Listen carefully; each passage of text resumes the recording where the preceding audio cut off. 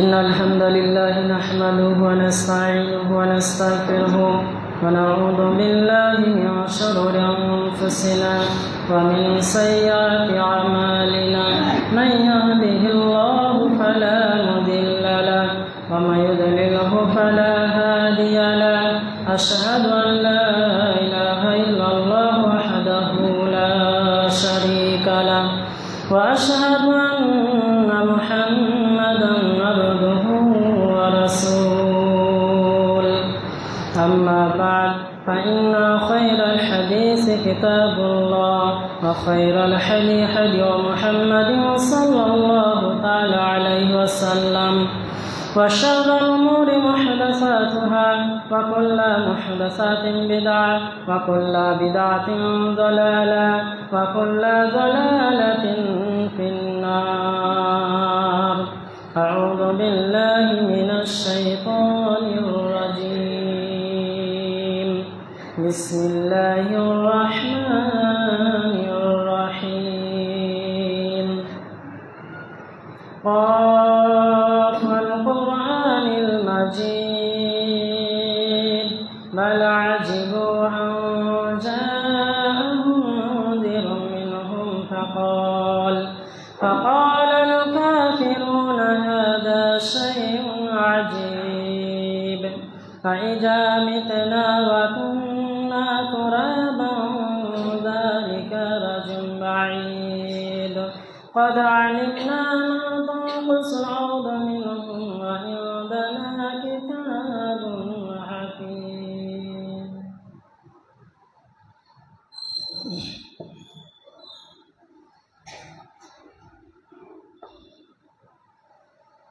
الحمد لله رب العالمين والصلاة والسلام على رسوله الكريم وعلى آله وصحبه أجمعين. أما بعد أعوذ بالله من الشيطان الرجيم. بسم الله الرحمن الرحيم. وادع إلى ربك ولا تكونن من المشركين. সমস্ত প্রশংসা তারিফ একমাত্র আল্লাহ রাব্বুল আলামিনের জন্য, যার রহম এবং দয়াতে আজ আমরা সুস্থ সবল অবস্থায় তার যাবতীয় নিয়ামতকে উপভোগ করে আজ মসজিদ আসতে পেরেছি, তাই সকলে বলি আলহামদুলিল্লাহ। তারপর পরে বিশ্বনবীর উপরে এবং সাহাবায়ে কেরামদের উপরে দরুদ ও সালাম বর্ষিত হোক, যাদের পরিশ্রম কুরবানির মাধ্যমে আজ আমরা দ্বীন ইসলামকে পেয়েছি। আল্লাহুম্মা সাল্লি আলাইকুম, আল্লাহুম্মা বারিক আলাইকুম। সম্মানীয় উপস্থিতি, আজ জুমার খুতবার বিষয় ধর্ম যার যার উৎসব সবার, অর্থাৎ গায়রুল্লাহ উৎসবে অংশগ্রহণ করে আনন্দ উপভোগ করার পরিণতি। দুনিয়াতে যত নবী এসেছে আদম আলাইহিস সালাম থেকে আরম্ভ করে আমাদের নবী পর্যন্ত, এই পর্যন্তই ছিল নবুয়তের সিলসিলা। আর দুনিয়াতে যত গ্রন্থ আল্লাহ রাব্বুল আলামিন পাঠিয়েছেন তার মধ্যে 4টি গ্রন্থ প্রসিদ্ধ: তাওরাত, জাবুর, ইনজিল, কুরআন। তার মধ্যে মহাগ্রন্থ, সত্যবাদী গ্রন্থ, যার হেফাজত আল্লাহ রাব্বুল আলামিন নিজেই নিয়েছেন, সেটার নাম হচ্ছে আল কুরআন। বাকি যত গ্রন্থ ছিল তাদের দায়িত্ব বা অতক্ষণ পর্যন্ত আল্লাহ রেখেছিলেন যতক্ষণ সেই জামানার সেই নবী ছিল, যতদিন পর্যন্ত, অতদিন পর্যন্ত ওই সমস্ত গ্রন্থ হেফাজত মাহফুজ বা সঠিক ছিল। যখন সেই জাতির নবীরা দুনিয়া থেকে চলে গেছে তখন সেই গ্রন্থ, সেই কিতাবও আল্লাহ রাব্বুল আলামিন তার যে মেন নুসখা, মেন আহকাম, হুকুম, সেগুলো উঠে নিয়েছে। আর যেগুলো আছে দুনিয়াতে সবই ভেজাল। সির্ফ কোরআনের সম্পর্কে আল্লাহ রাব্বুল আলামিন নিজে দায়িত্ব নিয়েছে যে এর হেফাজত আমি নিজে করব, আমি অবতীর্ণ করেছি আর আমি এর হেফাজত করব। তো সারা বিশ্বে মানুষকে সঠিক রাস্তা যে গ্রন্থ, যে কিতাব দেখায় তা হচ্ছে কোরআন। এই কোরআনকে যারা মেনে চলবে তারা কোনোদিন পথভ্রষ্ট হবে না, তারা সর্বাবস্থায় বিজয়ী থাকবে। আর কোরআনের ব্যাখ্যা করছে হাদিস। তাহলে কোরআন ও হাদিস এই দুটো যতদিন দুনিয়ার মানুষ ধারণ করে থাকবে, অতদিন সঠিক পথে থাকবে। যেদিন ছেড়ে দিয়ে নিজের মন মতো বা শয়তানের কথা মতো চলবে, তখন পথভ্রষ্ট হয়ে যাবে। আর পথভ্রষ্ট হলেই আল্লাহ রাব্বুল আলামিনের পক্ষ হতে নানান দিকে আযাব শাস্তি আসবে।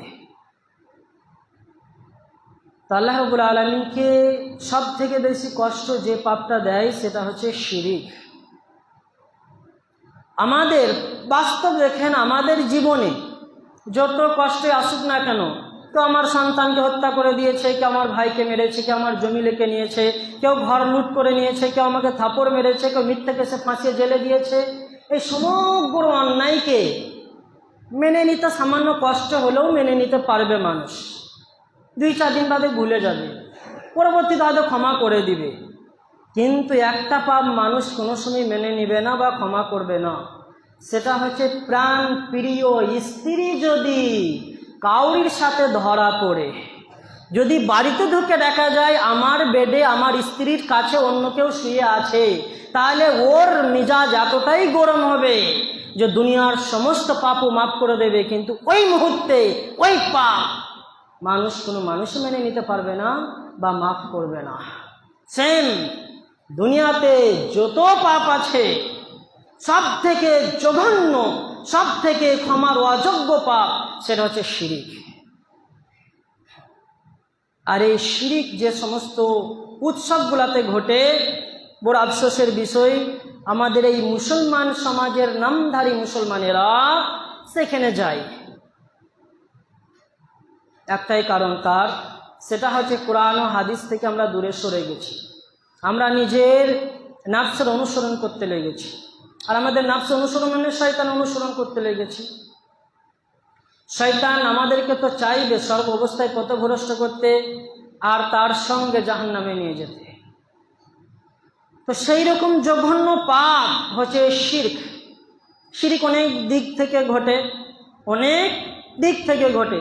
তার মধ্যে সব থেকে জঘন্য মর্মান্তিক বড় শিরক ঘটে, সেটা হচ্ছে গায়রুল্লাহর উৎসবে গেলে, গায়রুল্লাহর কাছে গেলে, যারা গায়রুল্লাহর পূজারী, যারা গায়রুল্লাহকে মানে, যারা গায়রুল্লাহ ছাড়া অন্য কিছু বুঝে না, তাদেরকে যদি আমরা সহযোগিতা করি, সাহায্য করি, তাদের সাথে যাই, মিশি, আনন্দ উপভোগ করি, তাহলে এগুলো হবে শিরক আকবার, যা ক্ষমার কোনো যোগ্য নয়।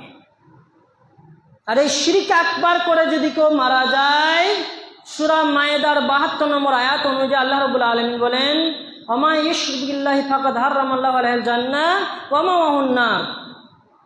কেউ যদি শিরক করে মারা যায়, তাহলে তার জন্য চিরতরে জান্নাত হারাম করে দেওয়া হলো। সে জান্নাতে যাবে না তো যাবে না, গন্ধও পাবে না।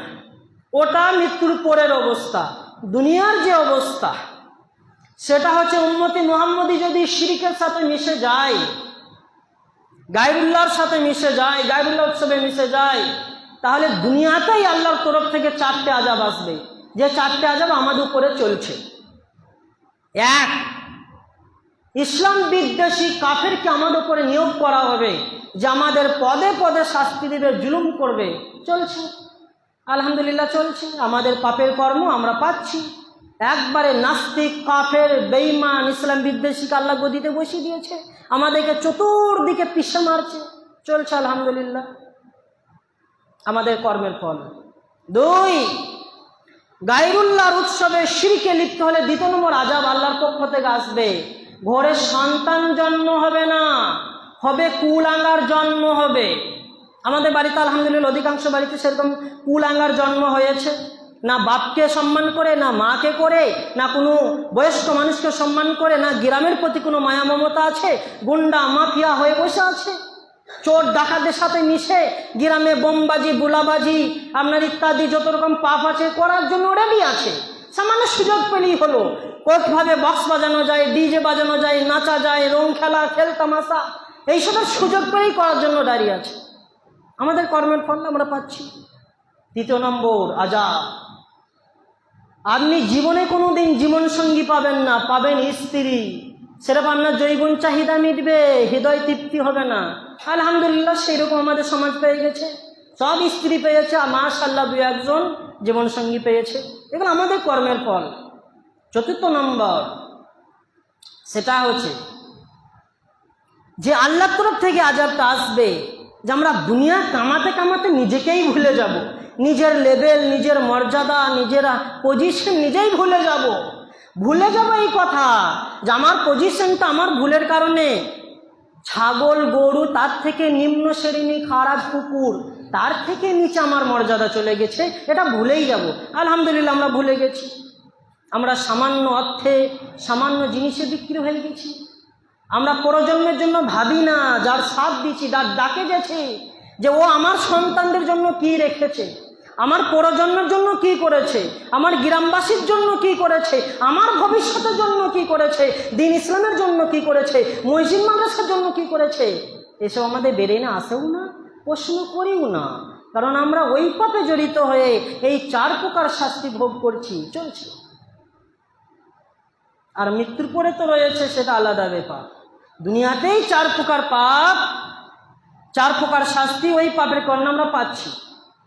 অথচ আল্লাহ রাব্বুল আলামিন কঠোরভাবে ঘোষণা দিলেন সূরা আল ইমরানের আয়াত নাম্বার 87 মধ্যে, ওয়ামান ইয়াবতাগি গায়রাল ইসলামি দীনান ফালা ইকবালা মিনহু ওয়া হুয়া ফিল আখিরাতি মিনাল খাসিরিন।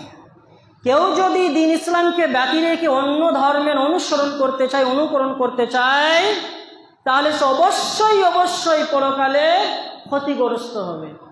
মুফাসসিরিন ইকরাম বলছেন পরকালে তো হবেই হবে, দুনিয়াতেও হবে, চতুর্দিকে লাঞ্ছিত হবে, পদদলিত হবে, ধ্বংস হবে, চলছে আমাদের এই ভুলের কারণে। বড় আফসোসের বিষয়, আমরা সম্প্রীতি দেখাতে চাই, আমরা প্রেমপ্রীতি দেখাতে চাই, হক বন্টনের সময় প্রেমপ্রীতি আমাদের লাগে না, অধিকারের সময় প্রেমপ্রীতি লাগে না, ন্যায় বিচারের সময় প্রেমপ্রীতি লাগে না, শুধু প্রেমপ্রীতি লাগে গায়রুল্লাহর উৎসবে নাচার জন্য, শুধু প্রেমপ্রীতি লাগে গায়রুল্লাহর উৎসবে যে উপভোগ করার জন্য, শুধু প্রেমপ্রীতি লাগে গায়রুল্লাহর উৎসবে যে হারাম খাবার জন্য। অথচ এই প্রেমপ্রীতি, এই সিস্টেম তখন জাগে না যখন কাউরি ঘর মেরে খাওয়া হয়, যখন কাউরি জমি লেখে নেওয়া হয়, যখন কাউকে মারা হয়, যখন কাউরি প্রতি অন্যায় বিচার হয়, কাউকে বিনা দোষে জেলে ভরা হয়, তখন এই প্রেমপ্রীতি আমাদের ব্রেনে জাগে না। শুধু জাগে পুজোর সময় মণ্ডপে গিয়ে কীভাবে নাচবো, শুধু জাগে গায়রুল উৎসবে কী করে ভোজ খাবো, শুধু জাগে আমার বন্ধু পুজোতে দাওয়াত দিচ্ছি, না গেলে প্রেমপ্রীতি ভালোবাসা থাকবে, তখন প্রেমপ্রীতি উতলিয়ে পড়ে। আল্লাহর নবী সাল্লাল্লাহু আলাইহি ওয়াসাল্লাম বলেছেন, সুনান ইবনে মাজার হাদিস 3952 নম্বর হাদিস, বর্ণনাকারী শাওবান রাদিয়াল্লাহু তাআলা আনহু, তিনি বলেন, সাতা'বুদু কাবাইল মিন উম্মাতিল আওসান, আমার উম্মতের মধ্যে কিছু মানুষ মূর্তির পূজা করবে, প্রতিমার পূজা করবে, ঠাকুরের পূজা করবে। ওয়া সাতা'বুদু কাবাইল মিন উম্মাতিল বিল মুশরিকিন, আর আমার উম্মতের মধ্যে কিছু মানুষ মুশরিকদের সাথে মিশে যাবে, মুশরিকদের দলে চলে যাবে। বাস্তব আজ যত মেলা হচ্ছে, গায়রুল্লাহর মেলা, হিন্দুদের মেলা, সব পুজোকে কেন্দ্র করে, আর সেইখানে আমরা মুখে লম্বা লম্বা দাড়ি রেখে মসজিদে নামাজ পড়ি, এইরকমও মানুষ রয়েছে নিজের ঘরে ছোট ছোট ছেলে মেয়ে মাসুম বাচ্চাদেরকে মেলাতে নিয়ে চলে গেছে। মেলাতে আবার কি বলছে, যেচে যেচে শয়তান যেচে যেচে, আবার বলছে না নিয়ে গেলে পাড়ার লোকে আমাকে চিপস বলবে, না নিয়ে গেলে পাড়ার লোককে কিপটে বলবে। আরে পাড়ার লোককে আপনাকে এক থালা ভাত দিবে? জিন্দিগিতে দিবে না।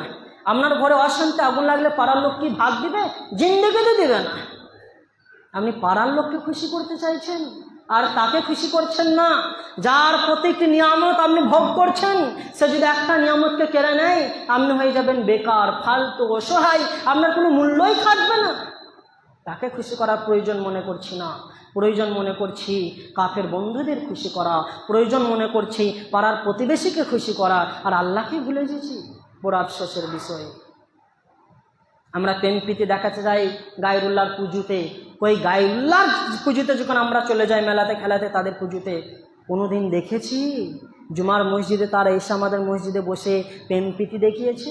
কখনো দেখেছি ঈদের ময়দানে এসে প্রেমপ্রীতি দেখিয়েছে? কখনো দেখেছি আমার ভাই বোন ইত্যাদিদের বিবাহতে এসে মোটা অঙ্কের অর্থ দিয়ে প্রেমপ্রীতি দেখিয়েছে? কখনো দেখেছি আমার কোনো ভাইকে অন্যায়ভাবে জেলে ভরে দিলে সে এসে তাকে সাপোর্ট করে প্রেমপ্রীতি দেখিয়েছে? শুধু আমাদেরকে উপরে ব্যবহার করে খাবার জন্য, নিজের স্বার্থে ব্যবহার করে, স্বার্থ শেষ তো আমাদেরকে নর্দমায় ছুঁড়ে ফেলে।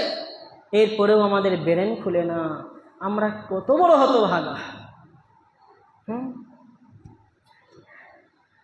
শুনুন, এইরকম প্রেমপ্রীতি যখন বিশ্ব নবীর কাছে এসেছিল বার্তা, মক্কার কুরাইশরা, আবু জাহাল, আবু লাহাব, উতবা, সাহেবা, এরা সকলেই এসে মুহাম্মদ সাল্লাল্লাহু আলাইহি ওয়াসাল্লামকে বলেছিলেন, হে মুহাম্মদ ইবনে আব্দুল্লাহ, যখন আমাদের পুজো হবে দেব দেবীর, তখন তুমি যাবে, আনন্দ উপভোগ করবে, আর যখন তোমার আল্লাহর তোমরা উপাসনা করবে, তখন আমরা এসে তোমাদের সঙ্গ দিব। আমাদের ধর্মে তোমরা মিশবে, তোমাদের ধর্মে আমরা মিশবো, কেউ কাউরির কিছু বাধা বরং করবে না। তখন আল্লাহ রাব্বুল আলামিনের পক্ষ থেকে সূরা কাফিরুন নাজিল হলো। কুল, হে নবী বলে দিন, ইয়া আইয়ুহাল কাফিরুন, হে কাফের সম্প্রদায়, লা আবুদু মা তা'বুদুন, অবশ্যই তার ইবাদত আমরা করি না যার ইবাদত তোমরা করো। এই প্রেম প্রীতি দেখাতে গিয়ে সাহাবায়ে কিরামরা নিজের রক্তকে কুরবান করে দিয়েছে।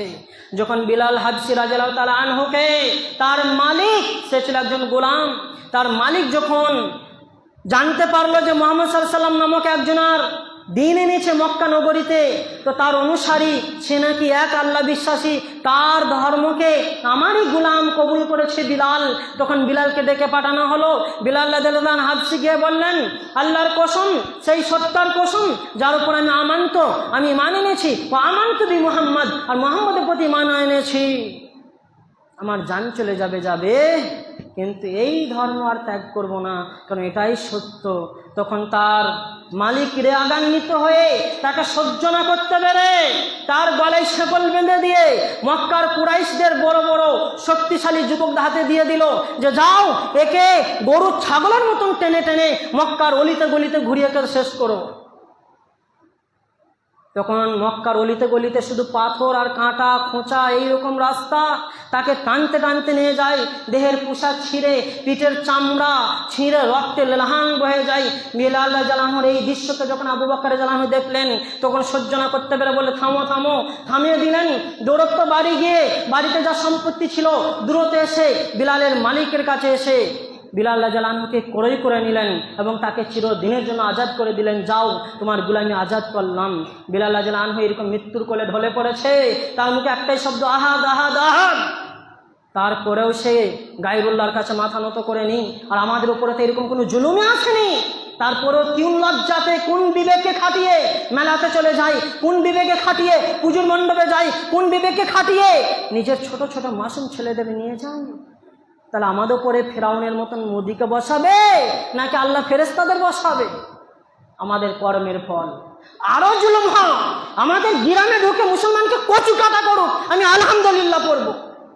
কারণ এত কিছু দেখার পরে ওই বেঈমান মুসলমানদের কোনো সচেতন নেই, এরা পরিবর্তনই নেই।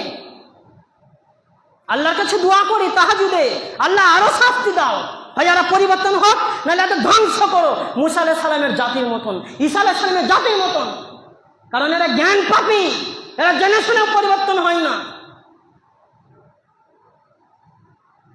খাব্বাব রাদিয়াল্লাহু আনহুর মতন সাহাবা, যে মক্কার মধ্যে সব থেকে ধনী পরিবারের ছেলে ছিল, যার পোশাক ইংল্যান্ড থেকে আনা হতো, যার পোশাক মিশর থেকে আনা হতো, এইরকম একজন ধনসম্পত্তিশালী পরিবারের সন্তান সকালে একটা পোশাক পরতো, টিফিন খাবার সময় পোশাক চেঞ্জ, দুপুরে খাবার সময় পোশাক চেঞ্জ, আসরে ঘুরতে যাওয়ার সময় পোশাক চেঞ্জ, রাতের শোবার সময় পোশাক চেঞ্জ, সকালে ঘুম থেকে ওঠার সময় পোশাক চেঞ্জ। আর একটা পোশাক দেহে চেপে গেলে ওই পোশাক জিন্দেগি তার দেহে চাপতো না, ওই পোশাক রাস্তায় ফেলে দেওয়া করাতো, নর্দমায় ফেলে দেওয়া করাতো। এইরকম সম্পত্তি পরিবারের সন্তান যখন বিশ্বনবীর কোরআন তালাওয়াত কানের মধ্যে পড়ে গেল, আর এই দাওয়া লা ইলাহা ইল্লাল্লাহ, আল্লাহ ব্যতীত কোনো সত্য উপাস্য নেই, যখন এই দাওয়াত তার অন্তরে পৌঁছে গেল, তখন সে কোনো চিন্তা ভাবনা না করেই ডাইরেক্ট গিয়ে তখন মক্কার বুকে সম্রাট, সব থেকে বড় ধনসম্পত্তিশালী তার পিতার কাছে গিয়ে চোখে চোখ রেখে বলছে, আব্বাজান, আজকের পর থেকে দিন ইসলামের জন্য মুহাম্মদ সাল্লাল্লাহু আলাইহি ওয়াসাল্লামের আনায়নের দিনের কারণে আজকের পর থেকে তোমার সাথে আমার কোনো সম্পর্ক নেই, তোমার সমস্ত সম্পত্তি, সমস্ত সুখ ইত্যাদি আমি ত্যাগ করলাম শুধু দিন ইসলামের জন্য। তখন তার বাপ পরনের কাপড়টুকু রাখলো না, টেনে খুলে নিল যে যাক, যার ধর্ম অনুসরণ করেছিস সেই তোকে হেফাজত করবে। দেহের পোশাকটুকু খুলে নিল। গভীর রাতে তাকে ঘর থেকে নিজের মা লাফ মেরে বার করে দিল ঘর থেকে। গাছের চামড়া মানে গাছের ছাল পাতা নিয়ে নিজের লজ্জাস্থান ঢেকে আল্লাহর নবীর কাছে এলেন। মসজিদে নববীতে এক কোণে চুপ করে বসে গেলেন। আল্লাহর নবী ওকে দেখে চোখে দিয়ে অশ্রু ঝরাতে লাগলেন, কাঁদতে লাগলেন। এবং বাকি সাহাবাদের বললেন, দেখো ওর ইমানের পাওয়ার দেখো, ও দুনিয়াতে বেঁচে আছে আর ওর নামে জান্নাতে ঘর রেজিস্টার হয়ে গেছে, দেখো ইমানের পাওয়ার দেখো। তখন একজন গরিব সাহাবা হাত তুলে বলছেন, আল্লাহর নবী ওর সাথে কি জান্নাতের ভাগ আমি পাবো না? তখন আল্লাহ নবী বলেন, হ্যাঁ পাবে, তোমার দেহে যে পোশাক আছে হাঁপ ওকে দিয়ে দাও। সেও একজন গরিব সাহাবা তালহা রাদিয়াল্লাহু তাআলা আনহু। তার একটা চাদর ছিল কোনো রকম ঢাকার, আর একটা পরনে কাপড়।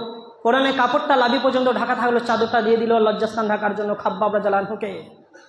এই ছিল তার ইমানের পাওয়ার। তারপরেও শান্ত হলো না। তার জন্মদাত্রী মা যাতে আমার ছেলে ফিরে আসে আমার বাড়িতে, সেই জন্য জুলুম দিয়ে করলো। কি জুলুম? তার বাড়িতে যুবক যুবক সিপাহীদের প্রেরণ করলো, যাও খাব্বাবকে যেখানে পাবে সেইখানে ধরে নিয়ে মরুভূমিতে একবারে লোহা আঙ্গার করে গরম করে ওই লোহার আঙ্গারে ওকে চিৎ করে সে জমিনে বেঁধে দিবে। তাই করা হলো। যখন খাব্বাব রাদিয়াল্লাহু আনহুকে ধরে নিয়ে গেলেন মরুভূমি ময়দানে, লোহাকে গরম করে ওই লোহার পিঠে, লোহার উপরে ওকে চিৎ করে শুয়ে দেওয়া হলো। লোহার তাপে তার পিঠের চামড়া গোস্ত গলে লোহার মধ্যে লেগে গেল। তারপরেও একটাই কথা বললেন, ওয়াল্লাযী নাফসি বিয়াদিহি, যার হাতে আমার জান রয়েছে সেই সত্তার কসম, জান চলে যাবে, খাব্বাবের মতন হাজার খাব্বাব চলে যাবে দুনিয়া থেকে, কিন্তু দ্বীন ইসলাম ছেড়ে দিবে না। আর আজ আমরা পুজোতে চলে যাচ্ছি। আজ আমরা ছোটোখাটো নিজের শিশুদের, মাসুমদের, যাদের প্রতি উচিত ছিল লা ইলাহা ইল্লাল্লাহর দাওয়াত দেওয়া, যাদের প্রতি উচিত ছিল আল্লাহকে তার পরিচয় করানো, তাদের না পরিচয় করিয়ে ওই পুজোতে নিয়ে যে কালী ঠাকুরকে দেখে বলছে, এই দেখো কালী ঠাকুর, এই তো বড় 10 হাত কালী ঠাকুর হয়। দুর্গা পুজোতে নিয়ে গিয়ে দেখাচ্ছি, ওই দেখো 10টা হাত, এর নাম দুর্গা ঠাকুর। আল্লাহ আপনাকে সাইজ করবে না দুনিয়াতে শান্তি দিবে? আমাদের কর্মের ফলের কারণে আল্লাহ জালেমকে বসিয়েছে। আমাদের কোনো বিবেক বুদ্ধি নেই, মরে গেছে বিবেক বুদ্ধি। নাহলে আমরা মুসলমান ঘরে জন্ম নেই, কীভাবে মেলাতে যেতে পারি, কিভাবে খেলাতে যেতে পারি, কিভাবে পুজোতে যেতে পারি? আল্লাহ রাব্বুল আলামিন বলেন, যখন ঈসা আলাইহিস সালাম তার জাতিরা বলল এ হচ্ছে আল্লাহর পুত্র, তখন ঈসা আলাইহিস সালাম জোর গলায় ডাক দিয়ে বললেন যে না, ইন্নাল্লাহা রাব্বি ওয়া রাব্বুকুম, নিশ্চয় আল্লাহ আমার রব, তোমাদের রব, ফাবুদুহু, একমাত্র তার ইবাদত করো, হাযা সিরাতুল মুস্তাকিম, এটাই হচ্ছে সঠিক রাস্তা। এই কথা বলা মাত্রই ঈসা আলাইহিস সালামকে গলায় শিকল মেনে নিয়ে যে ঘরের মধ্যে বন্দি করা হলো। কাফেররা একত্রিত হয়ে কৌশল করে তাকে কঠিনভাবে হত্যা করার ষড়যন্ত্র করা হলো। তখন আল্লাহ রাব্বুল আলামিন ঈসা আলাইহিস সালামকে ডাইরেক্ট তুলে নিলেন। তার মতন অন্য একজন ওই গ্রামেই বাস করত, তাকে বাইরে দেখতে পেয়ে বলে, হাই তো ঈসা বাইরে বেরিয়ে চলে এসেছে, চল আবার ধরে নিয়েছো। তাকে ধরে নিয়ে যে জনসম্মুখে কাঠের মধ্যে পেরেক পিটিয়ে পায়ের হাতে হত্যা করা হলো। বুঝলেন? এই শাস্তির পরেও কেউ মাথা নত করেনি। আর আমাদের কাছে এরকম কোনো শাস্তিই আসেনি। তাহলে আল্লাহর সামনে কি জবাব দেবো আমরা? আমাদের বিবেক কি এইরকম মরে গেছে যে আল্লাহ, কোরআন আমরা পড়ি না, ওয়া আলা কুল্লি শাইইন কাদির, সমস্ত বিষয়ে ক্ষমতাশালী আল্লাহ? আমার ঈমান কোথায়? আল্লাহ যদি সব থেকে ক্ষমতাশালী হয়, আল্লাহ যদি রুজিদাতা হয়, আল্লাহ যদি হায়াতদাতা হয়, আল্লাহ যদি সমস্ত কিছুর মালিক, তাহলে কিভাবে আমরা গায়রুল্লাহর উৎসবে যেতে পারি আর বলতে পারি এদের ধর্মও ঠিক, আমাদের ধর্মও ঠিক? বিবেক বুদ্ধি কি খেয়ে ফেলেছি? অথচ আল্লাহ রাব্বুল আলামিন বলছেন, ইন্না দীন ইনদাল্লাহিল ইসলাম, আল্লাহর কাছে মাননীয় পছন্দনীয় সঠিক দিন হচ্ছে ইসলাম। আল্লাহর নবী সাল্লাল্লাহু আলাইহি ওয়াসাল্লাম বলেন, কুল্লু উম্মতি ইয়াদখুলুনাল জান্নাহ ইল্লা মান আবা, আমার প্রত্যেক উম্মত জান্নাতে যাবে। প্রত্যেক উম্মত মানে যারা একনিষ্ঠতার সাথে জান চলে যাবে, কিন্তু কোরআন হাদিস ছেড়ে দিবে না, এরাই হচ্ছে আল্লাহর নবীর উম্মত, এরাই জান্নাতে যাবে। এছাড়া দুনিয়াতে যত মানুষ আছে সব জাহান্নামী। আর আমরা তাদের অনুসরণ করছি।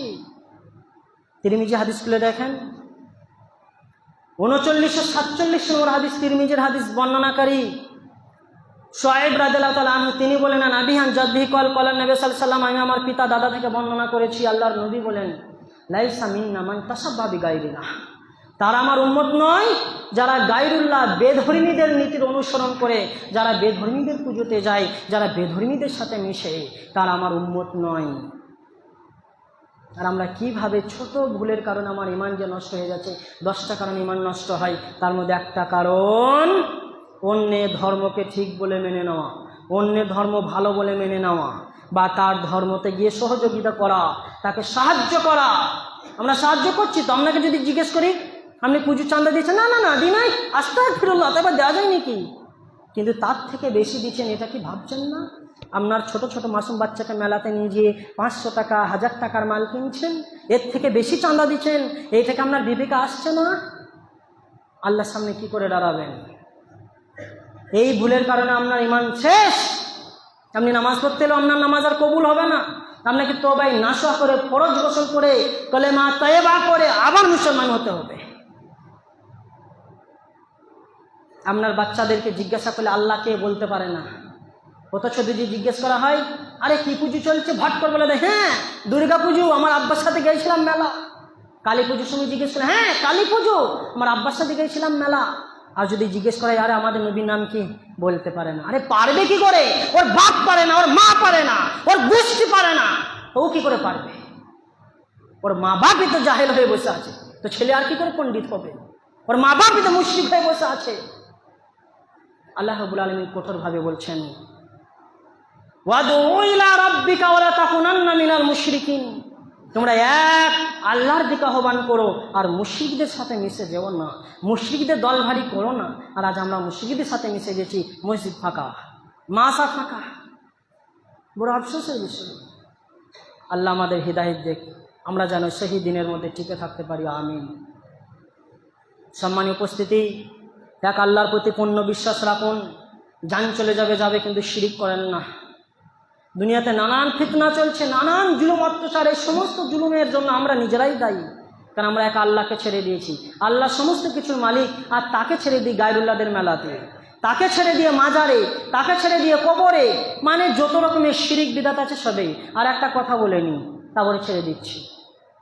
হয়তো আপনাদের খারাপ লাগতে পারে, মানুষ ভোজ খায় খুশিতে, বিয়ে শাদী হলে, সন্তান জন্ম নিলে, কিন্তু মরাতে যারা ভোজ খায় এরা মানুষই না, এদেরকে মানুষই ভাবি না। কারণ যে মরে যাচ্ছে ও তো চিরদিনের জন্য বিদায় নিয়ে চলে গেল, ওকে জীবনে খুঁজে পাওয়া যাবে না। তারপরেও তার মৃত্যুতে ভোজ খায় কোন লজ্জায়? আর যে বেহায়া নির্লজ্জগুলো রান্না করে আর যে বেহায়া নির্লজ্জগুলো খায়, সেই নির্লজ্জ বেহায়াদের বলছি, একটা দলিল দিতে পারবেন? আল্লাহর কসম মিম্বরে দাঁড়িয়ে বলছি, যদি মরার ভোজ করার পক্ষে একটা দলিল দেন, যতদিন বেঁচে থাকবো আপনাদের গ্রামে ফ্রিতে ইমামতি করব, আমার পরিবারকে ভিক্ষা করে খাওয়াবো, কিন্তু ফ্রিতে ইমামতি করব। আল্লাহর কসম, আল্লাহর কসম, আল্লাহর কসম বলছি, যদি একটা দলিল দেখাতে পারেন মরার ভোজ করা সম্পর্কে। শুনুন, যারা মরার ভোজ করছেন, করাচ্ছেন, সহযোগিতা করছেন, আপনাদের ঈমান গেছে। কারণ আপনারা শরীয়তকে ভালোবাসেন না, মানুষের বানানো নিয়মকে ভালোবাসছেন। এ ব্যাপারে একদিন ইনশাআল্লাহ আলোচনা করব। আল্লাহ আমাদের সঠিক বোঝার তৌফিক দেখ, আমিন। সুবহানাকা আল্লাহুম্মা ওয়া রাব্বানা বিহামদিকা আল্লাহুম্মা ইগফিরলি। ইয়া আইয়ুহাল্লাযীনা